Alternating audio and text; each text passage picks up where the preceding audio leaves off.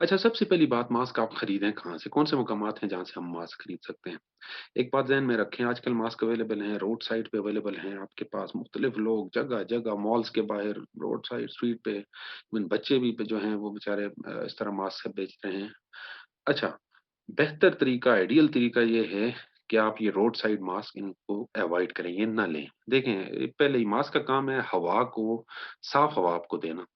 तो ये तो धुआँ, गर्द, मिट्टी, ये तो मास्क ज़्यादातर पहले से चोक होते हैं। कपड़े वाले मास्क इसमें एक्सेप्शंस हैं, लेकिन उनको आप पहले घर लाएँ और पहले धोएँ और उसके बाद आप इस्तेमाल करें, वो तरीका फिर बेहतर हो सकता है।